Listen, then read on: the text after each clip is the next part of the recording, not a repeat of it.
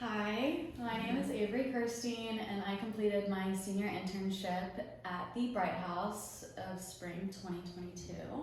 But first, I just want to touch on a few subjects before we get into it.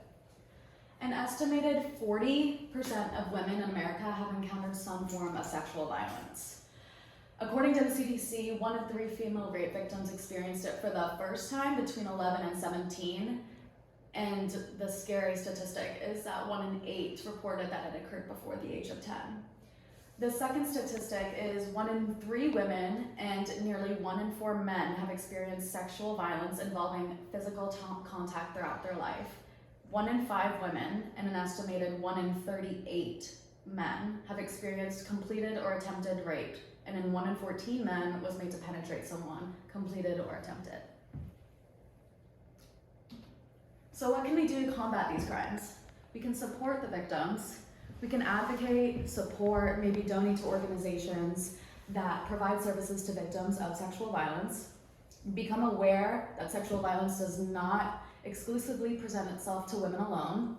Educate yourself, become familiar with the statistics, talk with professionals, report a crime even if it is off of a suspicion. Another thing that I want to touch on, a child is abused and neglected every 48 seconds in America, which is calculated as 1,785 a day.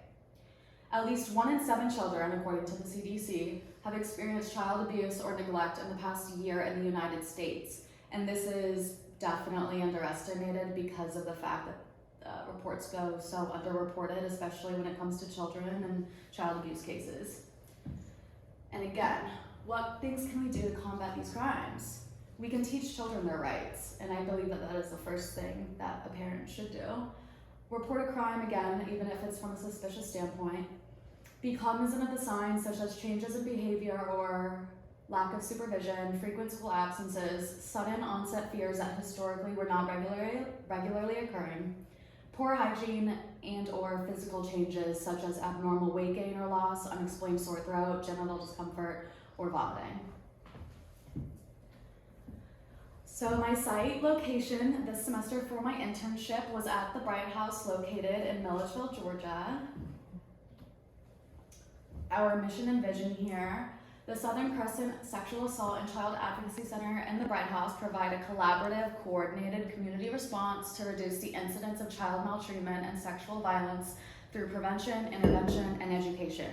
And the Bright House's vision is to really live in a world free of child abuse and sexual violence, as well as human trafficking. Some services that are offered here, we have a 24-hour crisis line, which I provided is 770-477-2177. Forensic interviews, Ashley is our forensic interviewer. Forensic medical exams, Katie, she is not in the office today, but she's awesome as well. Individual and family counseling, Antoinette is incredible and she is an amazing counselor. Thank you. Child, family, and legal advocacy. Shelly is also not in the office, but she is particularly amazing with advocating for children and victims. Educational workshops, such as modules and trainings that interns and I had to complete. Referrals and adjacent community resources, and team case interviews. Some intern responsibilities that we were tasked with is to answer all outgoing phone calls in a professional and appropriate manner always. Supervise children when guardian and or supervise children when guardian and or parent is not present. Complete necessary trainings and modules, and I just included a few examples of what these modules really review over, such as forensic interview protocols, how to appropriately conversate with a victim of abuse, signs of child abuse, maltreatment, neglect, childhood development as it pertains to abusive households, aspects of child advocacy, and how it aids victims and its large role in that. We also are tasked with filing, scanning, and organizing certain documents, which are always subject to confidentiality. And lastly, we maintain tidiness of the facility and taking trash out when necessary, as well as disinfecting bathrooms and areas in which individuals entered upon visitation is crucial for us. Now to my project. I have been assigned to renew or modify our current community resource log and contact lists organized by county for the Bright House. And I have provided 2 examples. The first one at the top is a contact list for Baldwin County and the Bright House resources, and I just wanted you to have a copy of that as well. And this is their copy, so I'm just gonna leave it here if that's okay, and I'd be happy to print you out more. And the reason why I didn't maximize these photos is because they are gonna be going on my electronic portfolio. And some of these contacts are private Yes. and unpublished, Absolutely. and it is, You don't want that in the public domain. yes. Mhm.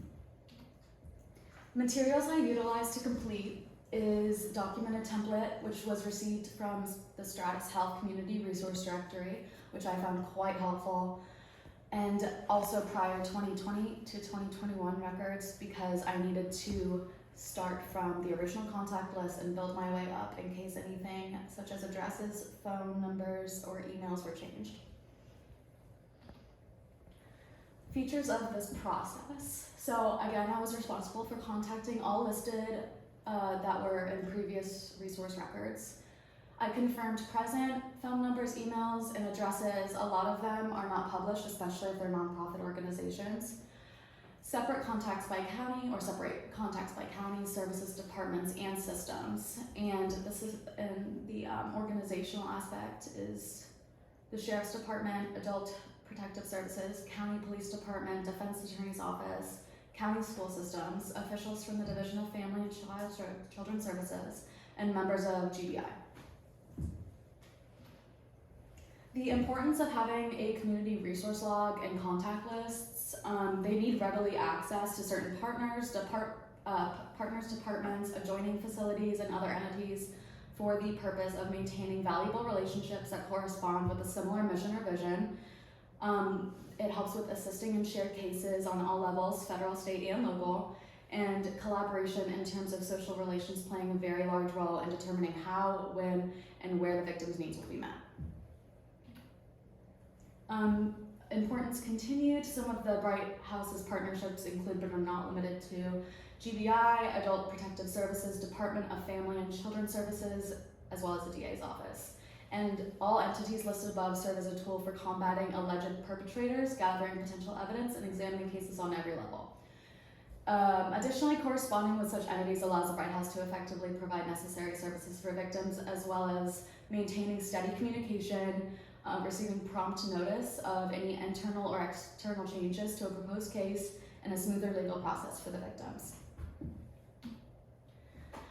So just some of my benefits and some acknowledgements, and I really feel that updating these resource logs will benefit the organization by notifying staff of any changes as it pertains to contact information, providing staff with a refurbished document that is visually appealing and easy to navigate.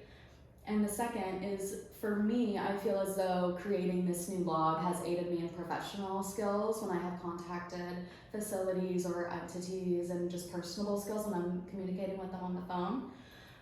Organizational skills when I have been developing or creating the templates, as well as self-discipline skills in terms of being on time with the due date. And these are some of my references. Yeah. Great.